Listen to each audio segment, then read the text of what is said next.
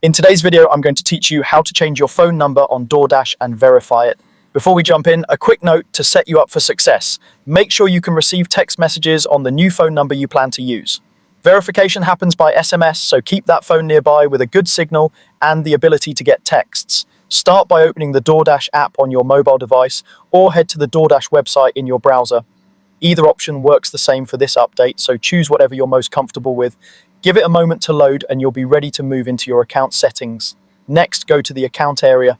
In the app, you'll typically find account on the bottom navigation bar. On the website, look for your account menu near the top right. Once you're in the account section, open Profile or Account Details. The label may vary slightly, but you're looking for the place where your personal information is stored. Now it's time to edit your phone number. Find the phone number field and tap or click Edit. Carefully enter your new number, paying close attention to each digit. It's worth double-checking before you continue, since an incorrect digit will prevent you from completing verification.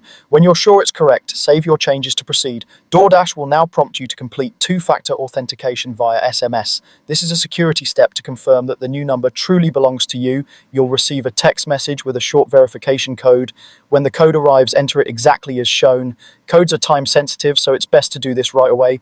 If you don't see the message after a short wait, check for a resend option and confirm you have a solid mobile signal. Also, make sure your device isn't filtering the text into a spam or blocked messages folder. Remember, verification depends on having access to the new number. If your mobile plan doesn't include SMS, or if you're traveling and texts are restricted, resolve that first so the code can come through. Keeping your device unlocked and notifications enabled will help you catch the code as soon as it arrives. Once the code is accepted, your new phone number is saved to your Doordash profile. You should now see it reflected in your account or profile section. That's it. Your contact details are up to date and you're set for secure logins and important account notifications. Thanks for watching. If this helped, keep your info current and your verification device handy for a smoother, more secure Doordash experience.